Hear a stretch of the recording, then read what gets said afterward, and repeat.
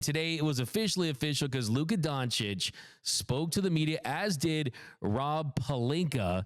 And the first thing that stood out to me in this press conference was the LeBron James angle, the no mention of LeBron James by Rob Pelinka.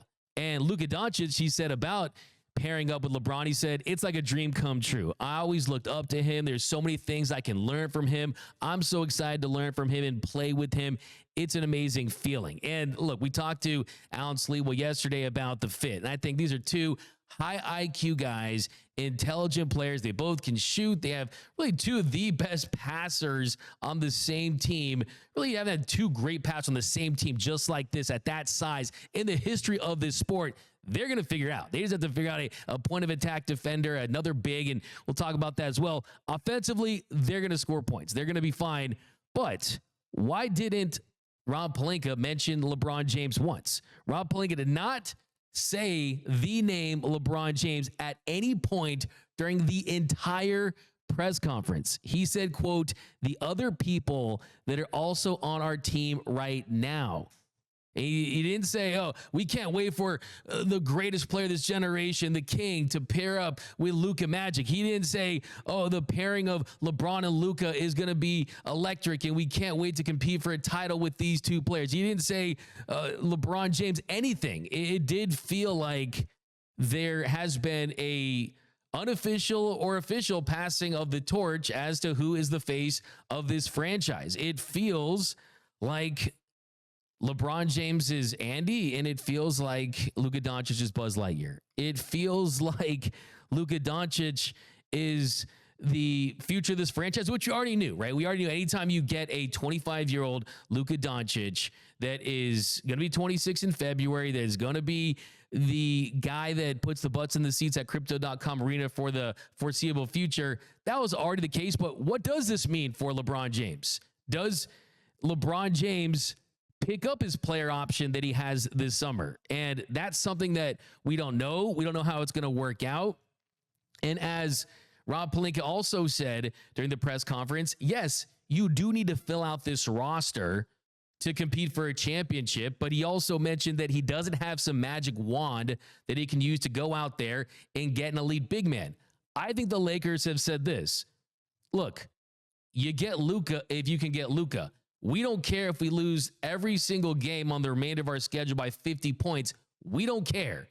Yes, it'd be nice to compete for another title with LeBron James, tie a bow on his career with another Larry O'Brien trophy. Sure, it'd be awesome for him and us as well, but I think they also know the reality that their future was just in doubt, and they got this life raft from Nico Harrison in the form of a Luka Doncic, and now they have 10 years potentially of him as a Laker if they continue with this. So I think that was my first big takeaway. No mention of LeBron. My first takeaway from this is shock, absolute shock. I mean, Doug, I'm going to be completely transparent, Doug. I don't care if Luka Doncic between halftimes of basketball games decided he wanted a beer and a cigarette between games. This guy is a playoff riser, first-team All-NBA player. You understand that there's only 5 guys in the NBA with more first-team All-NBAs than Luka Doncic. Those names are LeBron, Kevin Durant, Giannis, James Harden. That's the list. He has more first-team All-NBAs currently than Stephen Curry, Kawhi Leonard, you name it, Nikola Jokic, you name it. There's, to me, no justification for this trade. But if you're a Lakers fan, your future is secured for the next decade. And the reality of it is you'll be able to vet new superstars to come to Los Angeles due to the fact that Luka Doncic is somebody that people love to play with. And this is my whole thing with this that I'm confused about. Have you ever heard any of Luka's teammates talk down about him? He's like a beloved player in this league by his peers. So I just don't know how bad it could have gotten from a front office standpoint to even justify this trade. To me, there's no justification for it. 100%. And Markieff Morris said as such is that, hey, he thought that all the talk surrounding Luka was disrespectful, that he's someone that when he's in shape, when he's ready to go, he's a 30, 15, 10 type of guy when he's at his best. But yeah, no mention of LeBron. This is LeBron's final years of his career in the NBA. And I don't know if you've seen the Bronny James AI picks with him and Luka Doncic. I don't think We're going to see a ton of that in the future. But we also have to talk about Rob Pelinka's comments. And I think his comments were a lot more interesting than Luka Doncic's, because, look, Luka, I think he's happy to be here. I think that he has revenge on his side. I think we're going to get revenge bod Luka at this point. I mean, I don't think he's 270. I want to point that out too. And yes, I know that if you get a sweatshirt, a good sweatshirt can do wonders for you. And that hoodie he was rocking getting off the plane, that probably helped him out. But I don't think that's relevant for the future of Luka Doncic. I think they think it's more maybe a potential leg injury. Maybe they don't like the way that he basically had a stranglehold of that franchise. But more will come out from this. But here was what Rob had to say about Luka Doncic and the words he used to thank Nico Harrison. The second person I want to thank is anytime there's a trade or a transaction, there has to be a partner. And I want to thank the Dallas Mavericks, led by their GM, Nico Harrison, who was also very instrumental in bringing this opportunity to us and then staying true to the negotiations throughout, where it could be culminated with the trade being finalized and Luka Doncic, Maxi Kleber, and Markieff Morris becoming members of our team.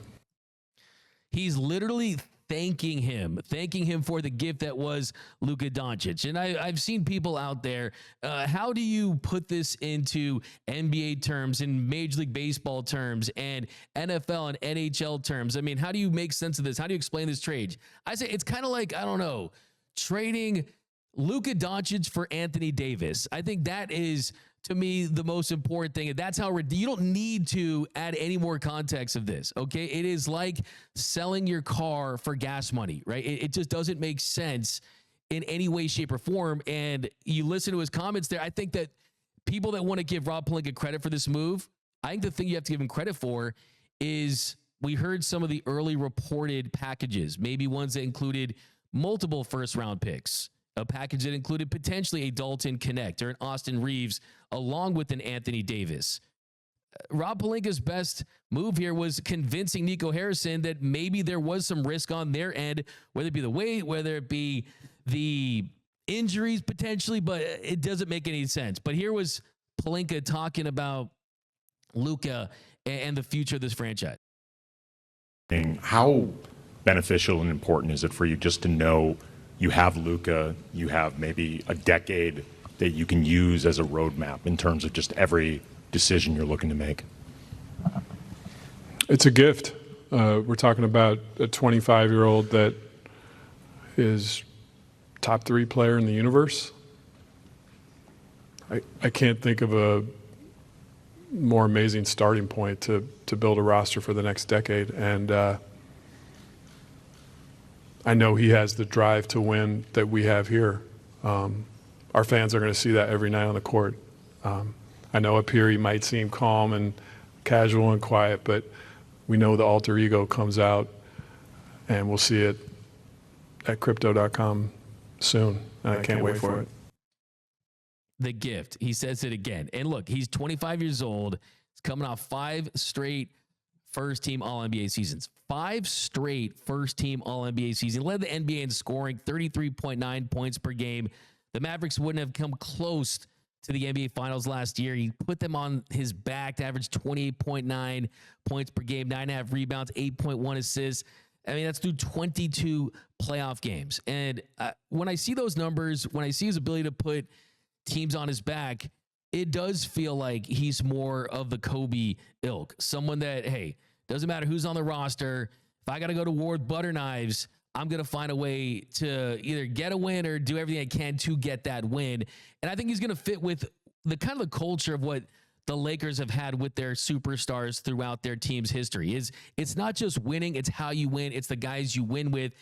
And there's an entertainment value. There's a box office, big marquee value with Luka Doncic. And you feel the connection there. I mean, you saw Kobe meeting Luka before he passed away a couple years ago. Now we look back at that moment, it resonates more. It looks like a window into the future. And here was Luka talking about Kobe and Gigi and how special it is to now be a part of this franchise. Well, first of all, I remember the exact moment that happened. it will always stay, in my mind. It was an amazing moment. Just for Kobe to know my name was amazing for me. And, I just wish Kobe and Gigi were here to see this moment. And, I'm excited about this new journey, and happy to be here. So incredible stuff. I mean, you see the similarities, international, speaks 4 languages, the style of play. I think that he's going to be kind of, I think it wasn't a universal, okay, every Laker fan loves LeBron. It just wasn't like that. I mean, I think at worst I'm a Kobe lover. I just can't love LeBron just for whatever reason, right? At best, it was, look, I mean, a lot of lifelong Laker friends they love LeBron, but he wasn't just universally every single Laker fan is gung-ho, diehard LeBron fans. That's going to be the case with Luka. With Luka, if you love the Lakers, you're going to love Luka Doncic because you're getting him at his pre-prime, and you are going to be able to experience the Luka Doncic magic in all these moments while he's at his best. Look, had LeBron been a Laker, I mean, drafted is one thing, but if his first move, instead of going to the Heatles, was the Lakers for whatever reason, it would be different. But when you get someone towards the end of their prime, it's just a little different. It just hits a little different. It's like McDonald's Coke versus a Coke out of a can. It's still good, just hits different, right? I think that's kind of where I'm at with that. And you guys, look, J-Rob, he's a big LeBron guy. We'll get to that in a second. But I think that's a big takeaway. The 77 jersey of Doncic is going to be synonymous in LA. Just like it's going to do numbers. It's going to do Shohei numbers, right? It's going to be an iconic part of the city. And I think that there has been a passing of the torch even before he even played his first game. But of course, if you guys know anything about me, big into contracts, big into the financials. And the first thing I thought when I thought, oh man, he got traded is my man basically lost 100 M's. My man was basically going to sign the Supermax. And that's what I talk about next. And how much this cost him kind of some money with this. Because here was Luka Doncic talking about just the decision to get traded and his reaction to that. And we'll talk about the finances and how much this could have cost him. Well, that's their decision, so I have no comment on that. They made the decision. I don't know why. But that's their decision, so I can't do nothing about it. Hey, I have no idea why the Mavericks traded me. I'm pretty much as surprised as you guys were. But for you guys that are cap nerds, contract nerds like myself, let's kind of dive into how much this cost him financially, potentially, which I think in the long run, he's going to be fine. I mean, it's like arguing whoever's the poorest billionaire right there. He's not going to be flying Spirit Airlines anytime soon, okay? But he's no longer eligible for that 5-year, $345.3 million Supermax extension this offseason. But he could sign a 4-year, $228.6 million extension with the Lakers. If he does decide to test free agency in 2026, he would be eligible for a 5-year, $296 million deal with the Purple and Gold, or a 4-year, $219.4 million contract with the team. But as Windhorse has talked about, as a lot of insiders have talked about, most likely what he's going to do is Luka's going to sign a 2+1 deal. That'll get him the season that he'll be eligible for that 35% max contract. So Luka is eligible to sign a 4-year extension this summer, but I think his camp probably is going to prefer that shorter term deal that's going to allow him to sign a 35% max contract when he's eligible for that in the 2028 offseason. So, I mean, if he elects to sign a 3-year max extension with a 30-year player option rather than that 4-year full contract, that is a possibility, but that really makes the most sense. The latter option is the one that is going to net him the most money in the long term. But yeah, kind of what I'm getting at with all this is Luka Doncic probably ends up signing that Supermax deal with the Mavericks at some point. And he didn't even need to do it as early as this summer, but he probably was going to sign that. So if you're the Lakers, not only do you get Luka Doncic, you get one that wants to give a middle finger to that Mavericks organization that pretty much cost him $100 million potentially. Yeah, I think this is outrageous. I mean, from the standpoint of the Mavericks, again, I'll never understand why they would do this. And the only thing I could really think to is it has to be the money. You had to not want to pay him, but it still doesn't make sense because he's one of the 3 best players on planet Earth. And we have one of the 3 best players on planet Earth. You should pay them. But Doug, you know what I do take from all of this? All the comments about the NBA losing ratings. Adam Silver should be sending a bottle of wine every year to Nico Harrison and Rob Pelinka's house for getting this deal done, because the ratings now are definitely going to be high with Luka Doncic in Los Angeles. Yeah, no, absolutely. I mean, he could also send one to New York. I mean, Nico Harrison's the same guy. Put Jalen Brunson in New York. You put Luka Doncic in LA. But yeah, I think that's ultimately what we'll see from him. That's the smart play for Doncic. Sign that 3-year extension this summer with the player option in 28, 29, and that gets him to that 10 years of service. And then you can recoup pretty much most of it. So there is a way you can get it back. I see people out there like, okay, but the truth is if he stays healthy, he signs this money. And then also too, you got to factor in the sponsorships too. I mean, he's much more marketable as a Laker than he is as a Mav. But next thing I want to get into is the fans in Dallas. And I have never seen in the history of any team losing a player, a franchise's fan base that is as down bad as Dallas Mavericks fans are. If you know a Mavs fan, call them, give them a hug. They need it right now because I've never seen anything like this. Check out this clip of how it looked at down by Dirk's statue in Dallas the day after the trade. We went to the NBA Finals. Why are we trading the best player, the franchise player? How are we trading the franchise player? He's supposed to have a statue. Hell yeah. Dirk got a statue right there. It's supposed to be Luka right there. Why we don't got a statue for Luka? Because we got bum-ass management. Yeah. Maybe I'm gonna kill myself, you know? Oh, no, yeah. you wasn't. Yeah. The new owner, Miriam Adelson, if you're watching this, you got to sell the team by midnight. Actually, I work for the team. That was nuts. He works for the team, yo, get him. He works for the team. Listen, I agree. Insurrection in the stadium. This new management is putting profit over fans. Sell the team. Sell the team. Oh, where's the one guy? Where's the one guy that the clip of the other guy?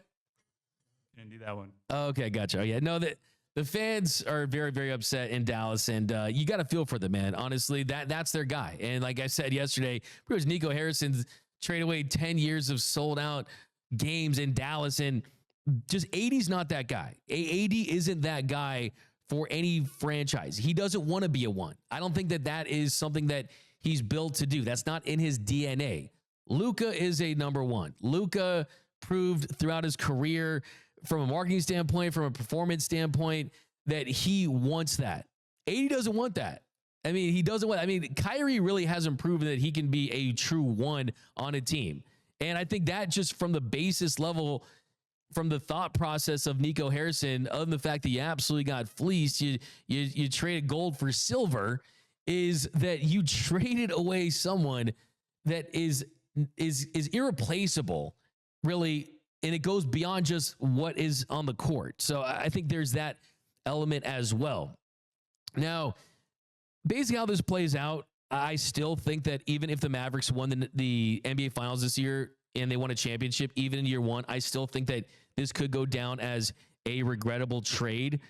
But the most important thing right now for the Lakers is, do you look to make a move for a big at the deadline and try to win this season and try to mortgage any assets that you have in the future, whether it be a Rui Hachimura, whether it be that 2031 first round pick, to try to get a big? And who do you get? Well, Sam Amick is saying that Steven Adams, Kiwi, Steven Adams could be on the Lakers' radar. And this is not someone that, if you look at his numbers, you think is a game changer, averaging 6.2 points per game, 7.3 boards, a little over an assist, a block in his last 10 games, averaging 15 minutes per game.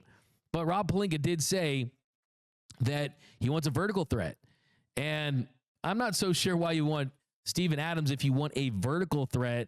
He's pretty much cemented to the floor, but he's an upgrade to what they have. And it basically is, okay, they don't have many options. They don't have guys they can throw out there to round out this roster.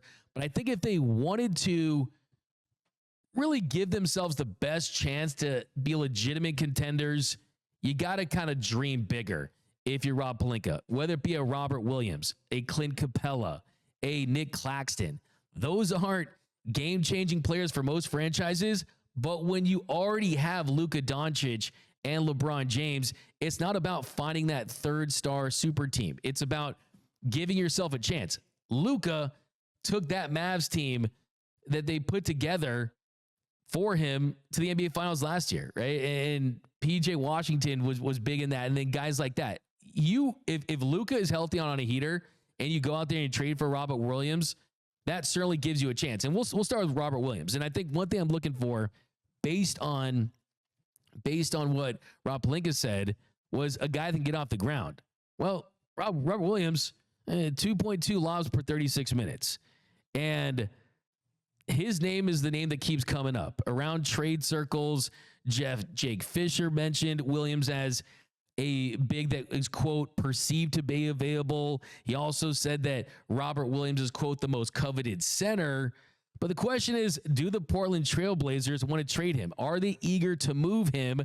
Because he was one of the main guys they got in the Damian Lillard trade. So that's kind of the big question there. But if they want a lob threat, he's one of those guys that they could possibly pursue, and the Lakers have been known to have interest in him. Next guy, Clint Capella. Now, Alan Sliwa, he was on the show yesterday, and he was mentioning Clint Capella. So did a little deep dive on Clint Capella yesterday. His lobs per 36 at 1.6, less than Robert Williams. But it's the salary there. I mean, $22.9 million. That's what he's earning in the 2024-2025 season. But he has drawn trade interest. Multiple teams have looked at him. Mark Steins said he was, quote, the most available big man out there potentially. And I think that is a move. But there was also reported that the Lakers haven't spoken to the Hawks. Sam Amick said league sources say the Lakers have been attempting to use the contracts of Gabe Vincent, Maxi Kleber, and others to try to possibly get a deal done for another big. If that's the case, Clint Capella, from a salary standpoint, makes some sense. I don't think that's the route they go. Another guy they could pursue is Nick Claxton on the Brooklyn Nets. Lobs per 36, 1.59. Another guy, big salary, $27.5 million. The Nets signed Claxton at 4-year extension the last offseason. And Nick Claxton's not the guy for me. For me, the regression in his game, he still is a lob threat. He has value as a defensive player. But I think for me, it's the salary. So the salaries with Capella, with Claxton, I think make it a tough putt for me. Robert Williams makes more sense. Steven Adams, if you just kind of want to get a guy that has played deep in the playoffs, that has experience, it's tough, could make things more interesting, could be an upgrade to what they have. But that's going to be the $1 million question, is what do the Lakers do from now up into the trade deadline that would indicate if they want to go for it this year? And if they do or do not, how does that impact LeBron this offseason in wanting to get back with this team? But look, this team's all about building around Luka Doncic.